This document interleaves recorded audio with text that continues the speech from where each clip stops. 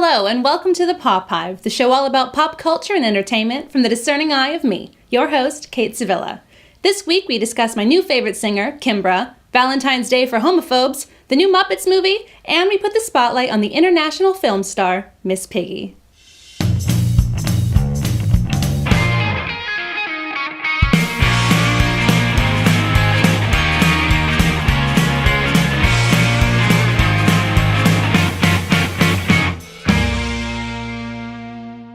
If reaction to her Saturday Night Live performance and British Vogue cover are anything to go by, Lana Del Rey is apparently the most offensive pop star to walk the earth. Never mind MIA's middle finger or Madonna doing cartwheels in some dude's crotch at the Super Bowl, Lana Del Rey is the Antichrist of pop music. As Kristen Wiig, who dressed up as Lana this past weekend, said, with the way people reacted to her performance, she might as well have clubbed a baby seal and sang the Taliban national anthem instead of just singing a song. But if that wasn't bad enough, Lana then had the audacity to be on the cover of British Vogue. That bitch. If only some people had the decency to decline a golden opportunity just because it might upset a few people on Twitter. However, despite her filthy offensiveness, Lana's first album, Born to Die, scored the first week's sales of over 117,000 copies, which outsold the rest of the top 5 combined, and making it the fastest-selling album of 2012 so far. I'm sure those mean Tumblr reblogs and enraged Twitter replies are super upsetting her right now. I really hope that she's going to be okay. But if Lana isn't your cup of tea, then perhaps you'll like what is maybe the best thing I've discovered since I found that you could buy Velveeta cheese online. Everyone, say hello to Kimbra.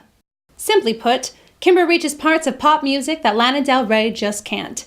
You might recognize Kimbra as that chick from that song, otherwise known as Gautier's Somebody That I Used to Know, which I actually knew from the Walk the Earth cover where they're all sitting around that one guitar singing together, and it's awesome. Kimbra is jazzy and folky and poppy, with a touch of R&B without being too much of those things at once. Her voice is gritty and soulful, just like Ella Fitzgerald, and then she reaches these crazy Diana Ross notes that just kind of make me want to pitch a musical tent, if you know what I'm saying. What I love about Kimbra is she has that I'm a crazy bitch look in her eye, just like Nicki Minaj and Lady Gaga, but she does it in a much more approachable way, wearing an awesome dress, smacking a tambourine and some glitter, dancing around with some girls, and setting some dolls on fire. Oh, and she has really great hair, which is obviously very important to her musical talent. Because the world hasn't quite figured out that whole World Wide Web thing yet, you can't listen to Kimbra's music on Spotify, but you can buy her first album, Vows, on iTunes. And if you're in the States this spring, you're in luck because she's touring with Gautier. Kimbra, call me. Seriously. Now that I've declared my undying love for Kimbra, it's almost time for the rest of you to make false claims of love and adoration to each other. Ah yes, it's almost Valentine's Day, a day full of high expectations and sexually frustrating disappointments. Giving out Valentines may seem like a childish and immature tradition, but I found some pretty awesome ones online. Turns out once you dig through all the knitted moon cups and bedazzled merkins, there's some really cool homemade stuff out there, including this. A Hermione Granger and Ron Weasley treat box. It's a box for treats, for your Valentine. And there's this Hey Girl, Ryan Gosling Valentine's Day print. There's a Doctor Who themed Valentine's card, featuring a TARDIS and some Daleks. And some hot Stormtrooper on Stormtrooper action. And then there's a slightly unnerving Yoda and E.T. in Love Valentine's Day card that will either get you laid or make you single, depending on who you give it to. I cannot be held responsible either way. But if the idea of loving on Valentine's Day isn't really your style, why not try occupying Valentine's Day and hating on homophobia? Girl, you want to save marriage? What a farce! If that were really true, you'd be banning divorce. For every like in each tweet the video gets, they'll donate 5 cents up to a total of $5,000 to charities that help fight for equal rights. Plus, you can always go on over to the F-Hate website and buy a t-shirt, or visit the more kid-friendly site, hatesucks.com, which supports a collection of different LGBT charities that help raise awareness of bullying. So check out the websites, get liking and tweeting, and help a good cause this Valentine's Day, rather than just watching He's Just Not That Into You Again while eating Ben & Jerry's like some godforsaken stereotype.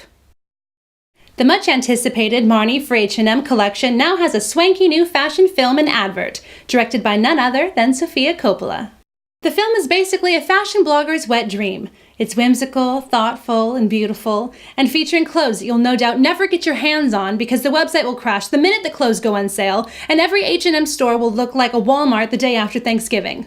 No thanks. I would rather just watch the film. And speaking of films, do you want to know what you're doing tonight? You're going to grab your BFF and a hip flask and some pick and mix and head on down to your local cinema to watch The Muppets, because it's finally come to the UK. Yay! It's time to play the music. It's time to light the lights. It's time to meet the Muppets. Yes! Come on, guys, let's go! Wow, I can't believe we're all back together. Yeah! Sorry, I was super excited. The Muppets have always been about artistic integrity, not cheap tricks. Check it out. Fart shoes. When I saw The Muppets, I laughed and smiled throughout the entire thing like some sort of lunatic. Or like Kristen Bell when she sees a baby sloth. If you don't know what I'm talking about, Google it. It is so funny. Obviously, as this is The Muppets' first film in about 12 years, and as Jason Segel wrote and stars in the film, I was a bit nervous. Segel basically had the power in his tiny, overpaid hands to completely ruin the Muppets for an entirely new generation. However, he had me even from the first few scenes. The film is so clever and so funny and so Muppety that even if you didn't grow up watching the Muppets, you should still like this film. In fact, I would even go so far to say that if you don't crack a smile during Man or Muppet, there's probably something clinically wrong with you. Actually, if you didn't smile throughout the entire Muppets film, I don't think you're the kind of person that I want watching this show. Just kidding! Just kidding, come back. No, really, you should probably leave. One of the biggest surprises for me, other than the fact that Jason Segel didn't crush my childhood dreams, was how charming Amy Adams was in this film. Amy is so funny, and she dances and she sings, and despite playing a small-town girlfriend, she's also a mechanic, which is totally amazing. And can we please talk about her wardrobe in this film? I spent probably half the movie fantasizing about myself wearing her clothes, which was kind of distracting because I was meant to be watching a movie. Bottom line, The Muppets is a perfect movie to go and see on Valentine's Day, or to take your kids to, or to go alone in the middle of the afternoon when you're meant to be working from home. Also, I hope you all enjoy having the Mana Mana song stuck in your head for the next month. Do do do do do. Do do do do. One of the women that I've looked up to since I was practically a fetus is Miss Piggy. Growing up, I was always watching the Muppet Babies, having confusing thoughts and feelings about Kermit the Frog, and collecting Miss Piggy merchandise. Miss Piggy has been a regular on The Muppets since The Muppets' first season in 1976. She starred in all 6 of their feature films, both of their made-for-TV movies, and most recently, the brand new Muppets movie. And this year, it would appear that Miss Piggy holds the same clout with fashion designers and cosmetic companies as pop singers and supermodels, as she's done so many collaborations in recent months that it's almost hard to keep track. She's had shoes and necklaces designed for her, and like Nicki Minaj, she has her own OPI collection.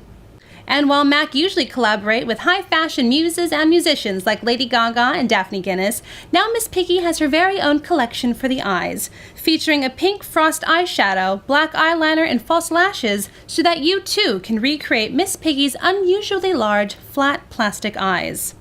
Fashion designers like Jason Wu and Marc Jacobs have all wanted to dress Miss Piggy for fashion shoots, and even designer Giles Deacon created a very special dress for Miss Piggy to wear at the London premiere of the Muppets' new movie.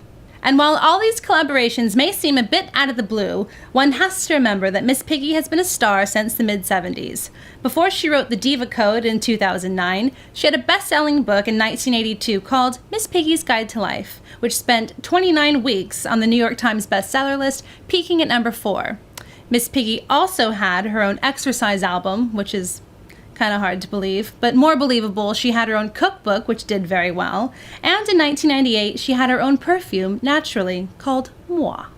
Miss Piggy has also performed alongside some of the world's most famous entertainers and actresses, including Dolly Parton. It's been fascinating to watch how this little pig from Iowa has turned herself into one of the world's most famous fashion icons.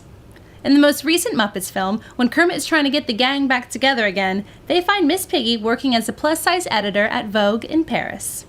And while working at Vogue is an obvious and brilliant decision for Miss Piggy, I guess it's the only part of the film that really bugged me. I guess I didn't really understand why she has to be the plus-size editor at Vogue. I mean, Miss Piggy is a pig. Girlfriend likes to eat, it's no lie. Snacksercise, anyone? Couldn't she just be a normal fashion editor? Or maybe a columnist? Or maybe even an overpaid style consultant? Style transcends size, and Miss Piggy has proved time and time again that she has some serious style. Even before the Muppets, she won a beauty pageant and got her big break in a bacon commercial. Wouldn't it be a good thing for Vogue if they had an editor on staff that liked to eat, was a donut lover? and kind of a pig. Even Miss Piggy doesn't refer to herself as being plus size, which is exactly what she told Chelsea Handler in a recent interview. Plus size or not, Miss Piggy has been a swimsuit model, a beauty queen, an actress, a singer, she can play the trumpet and the kazoo, and she can also dish out one hell of an ass-kicking. Interestingly, Miss Piggy as a character was assisted by Frank Oz from 1976 until 2002, and you might recognize Frank Oz's voice because he also assisted Yoda, the Cookie Monster, Bert, and Grover. In 2002, Eric Jacobson took over assisting Miss Piggy, and one can't help but notice that when you look at the credits for the most recent Muppet film, that all the assistants are generally male. Which makes sense for Miss Piggy, considering that her voice needs to sound as much like Frank Oz's as possible. However, what I find interesting is that one of the most iconic female characters of my generation is basically a dude.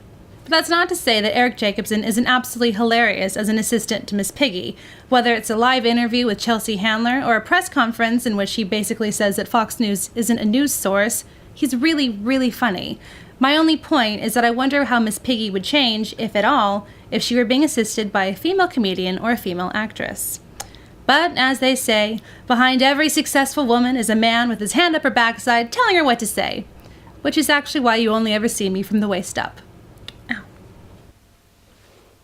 If you would like any more information about the products and clips in today's episode, please visit pophive.tv. That's all we have time for today, but you can always follow us on Twitter as @pophive. Thank you very much for watching.